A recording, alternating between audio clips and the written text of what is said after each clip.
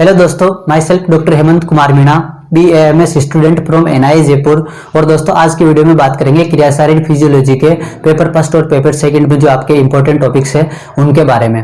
और इसी के साथ साथ वीडियो के एंड में देखेंगे कि जो टोटल 4 से 5 टॉपिक ऐसे पूरे ऑल ओवर सिलेबस में जहां से आपके क्वेश्चन जो है 90% पॉसिबिलिटी की पूछा जाता है, और वो भी लॉन्ग आंसर टाइप के अंदर क्वेश्चन पूछा जाता है जो कि आपके 5 से 10 नंबर का होता है। तो चलिए दोस्तों स्टार्ट करते हैं आज की वीडियो। पेपर फर्स्ट में जो चैप्टर 1 to 10 है उनमें जो इंपॉर्टेंट टॉपिक है वो है कि धातु भेद से पुरुष के प्रकार, लोक पुरुष साम्य सिद्धांत, त्रिदोष एवं त्रिगुण का पारस्परिक संबंध, त्रिगुणों एवं पंचमहाभूतों में संबंध, दोष धातु उपधातु, मल की परिभाषा और मलों की संख्या क्या बताइए आयुर्वेद में, ये टॉपिक। उसके बाद में प्रकृति की अगर अपन बात करें तो प्रकृति में है कि प्रकृति निर्माण, प्रकृति के प्रकार, प्रकृति परीक्षण विधि, ज्ञान का प्रयोजन। और उसी के साथ साथ है कि वातज पित्तज कफज और सन्निपातज प्रकृति पुरुष के लक्षण।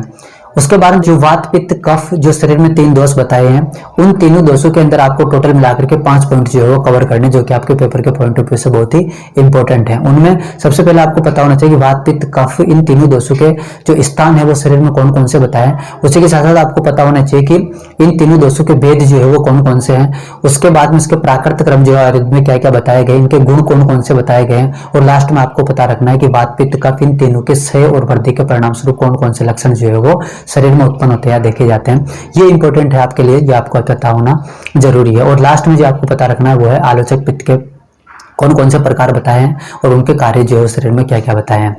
चैप्टर नंबर 11 से लेकर के 90 तक की अगर अपन बात करें तो उसमें आपके पास में जो इंपॉर्टेंट टॉपिक है वो है कि हृदय का स्वरूप एवं कार्य, आहार द्रव्य के प्रकार और गुण कौन कौन से बताएं वो है। उसके बाद विभिन्न प्रकार की रसों का पंचभौतिक संगठन, आयुर्वेद में जो 6 प्रकार के रस बताए उनका पंचभौतिक संगठन क्या है, उनके गुण और उसी के साथ साथ उनके कर्म जो है वो कौन कौन से बताएं, ये आपको पता होना चाहिए। और रसों का ऋतु पर प्रभाव क्या है, रसों एवं दोषों का पारस्परिक संबंध क्या है, ये भी आपको पता होना चाहिए।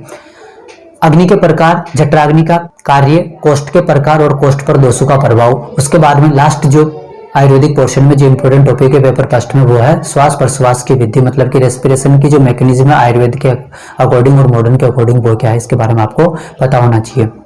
इसके बाद में अगर पेपर फर्स्ट के मॉडर्न पोर्शन की बात करें तो मॉडर्न पोर्शन में होम्योस्टेसिस जो टॉपिक है उसमें definition and mechanism of homeostasis, cell physiology में है mechanism of transport of various substance across cell membrane. Second point जो आपको सेल फिजियोलॉजी में याद रखना है वो है स्ट्रक्चर ऑफ सेल मेम्ब्रेन। उसी के साथ साथ इंपॉर्टेंट टॉपिक जो है वो है RMP एवं AMP और माइटोकॉन्ड्रिया। रेस्पिरेटरी सिस्टम की बात करें तो exchange and transport of gases, neural and chemical control of respiration, asphyxia और हाइपोक्सिया, इनकी डेफिनेशन आपको पता होनी चाहिए क्योंकि बहुत बार 2 नंबर में डेफिनेशन पूछ ली जाती है। उसी के साथ साथ डेफिनेशन ऑफ वेंटिलेशन जो है वो क्या है। नर्वस सिस्टम की बात करें तो नर्व इंपल्स की जो मैकेनिज्म है ट्रांसपोर्ट की वो क्या है, प्रोपोगेशन की, उसका आपको पता होना चाहिए और वो आपको पढ़ना है। Function of different parts of brain, physiology of sleep and dream, EEG, mechanism of thermo regulation.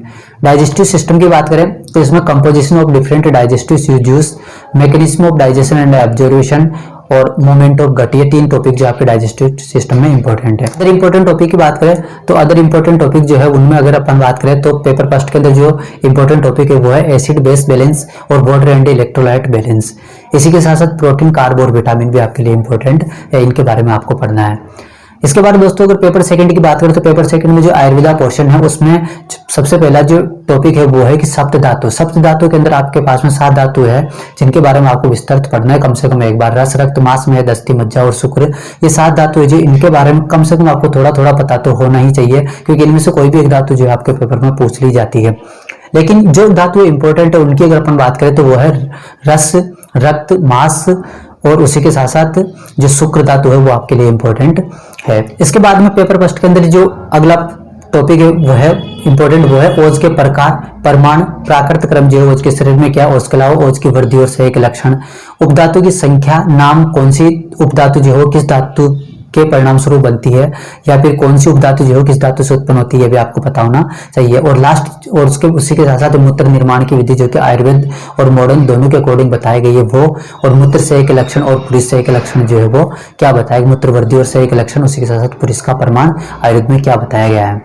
Last जो टॉपिक है वो मन और आत्मा, जो कि आपको पूरा पढ़ना है, क्योंकि या तो आपको फिजियोलॉजी में ये टॉपिक पूछ लिया जाएगा या फिर आपको पदार्थ ज्ञान में जो है टॉपिक पूछ लिया जाएगा, लेकिन दोनों में से किसी न किसी में इस टॉपिक मन और आत्मा में से किसी एक टॉपिक आने की पॉसिबिलिटी जो है वो 100% होती है। निद्रा के भेद और सोपन के भेद लास्ट इसमें ये आपके पास में पेपर सेकंड में जो है इंपॉर्टेंट है। इसके साथ साथ अगर पेपर जो सेकंड है उस पेपर सेकंड में मॉडर्न पोर्शन की बात करें तो वो उसमें हीमोपोएटिक सिस्टम में जो ब्लड सेल्स होती है आरबीसी, डब्ल्यूबीसी और प्लेटलेट्स, इनके बारे में आपको थोड़ा बहुत जो है वो आइडिया होना चाहिए, पता होना चाहिए, क्योंकि 2 नंबर बहुत बार पूछ लिया जाता है। Types and function of haemoglobin, definition of anticoagulant, anaemia और जॉन्डिस। इम्यून सिस्टम की बात करें तो क्लासिफिकेशन ऑफ इम्यूनिटी, उसके अलावा इनेक्ट इम्यूनिटी और एक्वायर्ड इम्यूनिटी में जो है वो डिफरेंस क्या होता है ये आपको पता होना चाहिए। मसल्स फिजियोलॉजी की बात करें तो difference in skeletal muscle, cardiac muscle and smooth muscles with diagram, मतलब जो 3 टाइप्स की जो मसल बताई है, स्मूथ मसल्स, स्केलेटल मसल और कार्डियक मसल, इन तीनों जो मसल है इनके में डिफरेंस क्या है, और डिफरेंस के साथ साथ आपको जो डायग्राम है वो डायग्राम भी पता होना चाहिए। Mechanism of muscles contraction and relaxation, ये बहुत ही इंपॉर्टेंट है इस पूरे मसल फिजियोलॉजी में, सबसे ज्यादा इंपॉर्टेंट है वो mechanism of muscle contraction and relaxation. Cardiovascular system की बात करें तो इसमें definition of cardiac cycle, heart sound, ECG, mechanism of cardiac cycle और उसी के साथ साथ basic types of heart sound और ब्लड प्रेशर। ठीक है।